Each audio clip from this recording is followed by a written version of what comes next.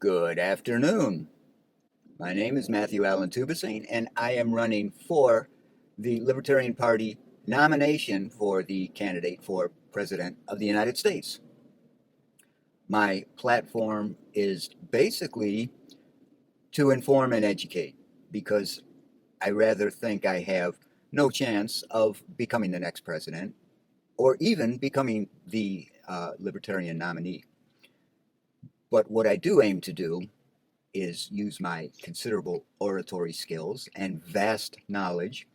And yeah, I'm exaggerating here, but what I do endeavor to do is, as I said, inform and educate, especially about the things that have been the problems that have been plaguing this country for decades, concerning, for example, the Federal Reserve and how it is run and ostensibly owned by bankers for bankers, a system which basically works like this.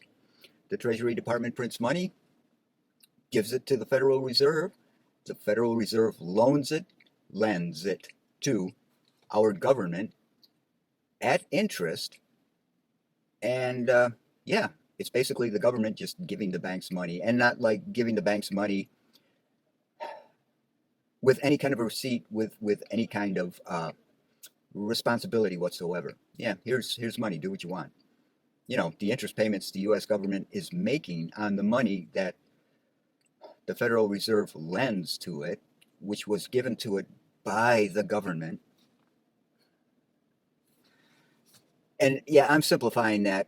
I am definitely oversimplifying it. It's much more complex than that, and that makes that not entirely accurate.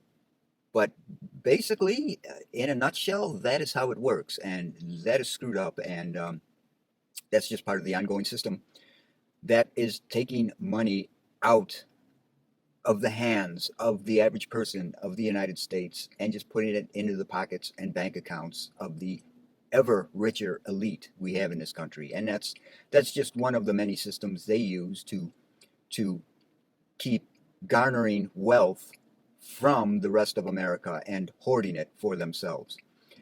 It's a trickle up policy.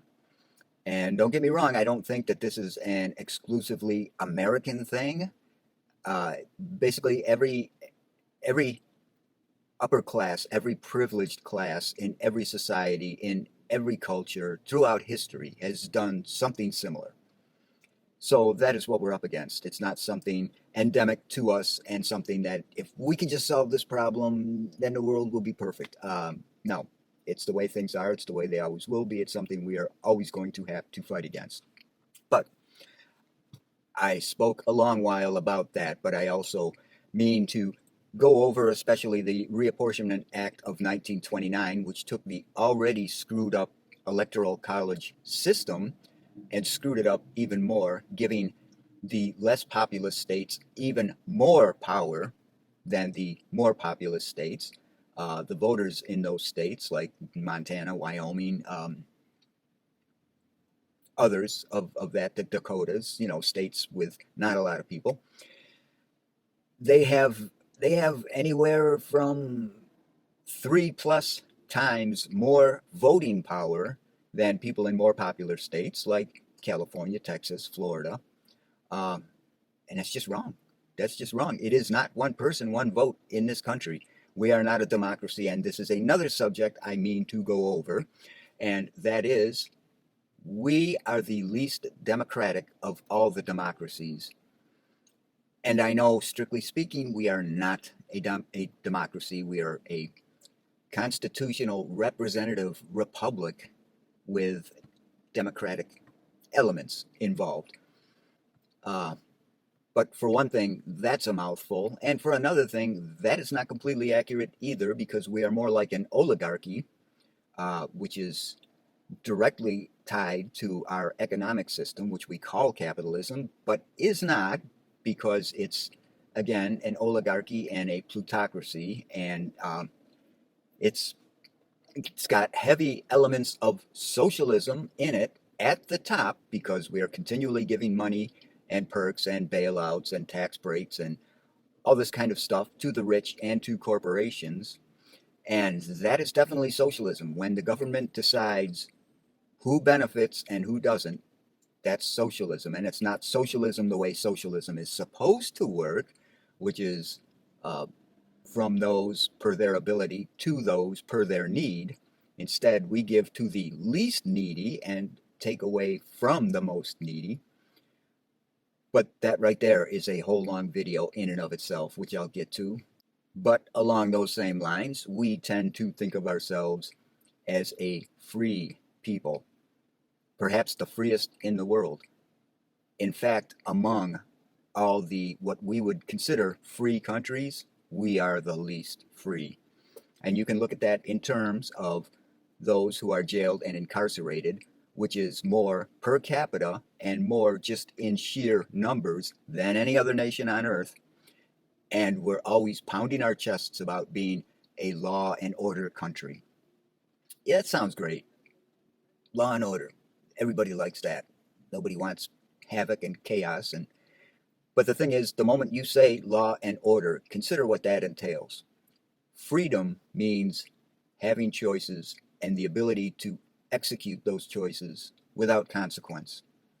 Law and order means you don't have choices. And if you choose to do something we don't like, there will be consequences.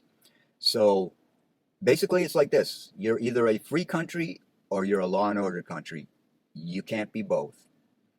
Sure, you can have some freedoms and some law and order, but the more you go in either direction, the more law and order you have, the less freedom you have. The more freedom you have, the less law and order you have.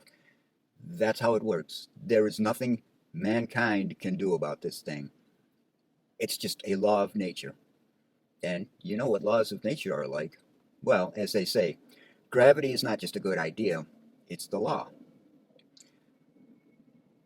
Anyways, there are more things that I will touch upon and try to keep us, the Libertarian Party, focused on, because when we're arguing about genders and children's toys and books and masks and vaccines and who's using what bathroom when and all the other stuff that seems like so so huge issues and topics right now, right here.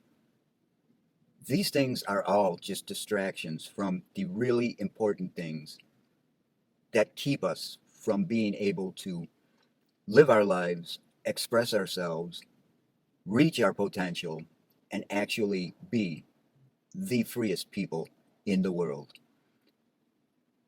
We may never actually be that, but we can at least be a damn sight closer. Anyways, I have a Patreon link below.